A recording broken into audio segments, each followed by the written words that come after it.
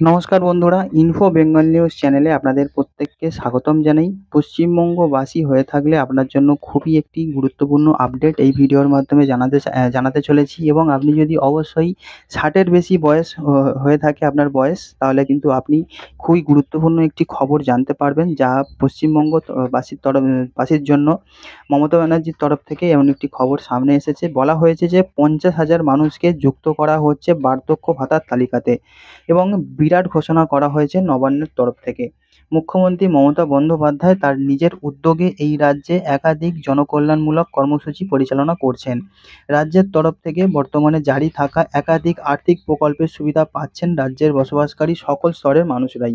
সেখানে লক্ষ্মীর ভাণ্ডার, কৃষক বন্ধু, কন্যাশ্রী ইত্যাদি প্রকল্প থেকে শুরু করে বার্ধক্য ভাতা, স্বাস্থ্যসাথীর মতো সুবিধা সমস্ত রাজ্যবাসী পাচ্ছেন। এই প্রকল্পের মাধ্যমে রাজ্যের বিপুল সংখ্যক জনগণ উপকৃত হলেও এই প্রকল্প পরিচালনা করতে একাধিক সমস্যার সম্মুখীন হচ্ছেন রাজ্যের সরকাররা। কারণ কেন্দ্রের কাছে রাজ্যের যে বকেয়া সেটি প্রায় ১.৫ কোটি টাকা এখনো পর্যন্ত ফেরত পায়নি রাজ্য। এ বিষয়ে বারবার কেন্দ্রের প্রতি ক্ষোভ প্রকাশ করতে দেখা গিয়েছে রাজ্যকে। এই বিপুল পরিমাণ টাকা দীর্ঘদিন বকেয়া পড়ে থাকার কারণে জনকল্যাণমূলক আর্থিক পরিকল্পনাগুলি চালিয়ে যেতে টান পড়ছে রাজ্যের কোষাগারে। যদিও তার সত্ত্বেও মুখ্যমন্ত্রী মমতা বন্দ্যোপাধ্যায় পরিচালিত যে রাজ্যের যে এখনো পর্যন্ত বিভিন্ন জনমুখী প্রকল্প রয়েছে সেগুলোকে একভাবে চালিয়ে যাচ্ছেন, এবং সেই প্রকল্পগুলিতে দিনে দিনে বৃদ্ধি পাচ্ছে গ্রাহকদের সংখ্যাও। এবার বার্ধক্য ভাতার তালিকাতে যুক্ত হবে আরও 50,000 মানুষের নাম, যেমনটা আমরা খবর পাচ্ছি। মূল পঞ্চায়েত দপ্তরের যে মাধ্যমে রাজ্য সরকার উপভোক্তাদের কাছে বার্ধক্য ভাতার টাকা পৌঁছে দিয়ে থাকে। পঞ্চায়েত ছাড়াও রাজ্য সরকার সমাজ কল্যাণমূলক দপ্তর, কৃষি দপ্তর, অনগ্রসরী উন্নয়ন দপ্তরের মাধ্যমে কয়েক লক্ষ মানুষের কাছে বার্ধক্য ভাতার আর্থিক সহায়তা পৌঁছে দিচ্ছেন। বর্তমানে রাজ্যের 20,15,000 মানুষের কাছে পৌঁছে যায় এই টাকা। আবেদনের সময় গ্রাহকের জানানো যে ব্যাংক অ্যাকাউন্ট থাকে, সেই ব্যাংক অ্যাকাউন্টে প্রতি মাসে সরাসরি পৌঁছে যায় বার্ধক্য ভাতার যে টাকার পরিমাণ। এখানে বলা হয়েছে যে 2021 সালে মুখ্যমন্ত্রী মমতা বন্দ্যোপাধ্যায় বার্ধক্য ভাতার টাকার পরিমাণ বাড়িয়ে 1,000 টাকা করে দেওয়ার কথা ঘোষণা করেছিলেন।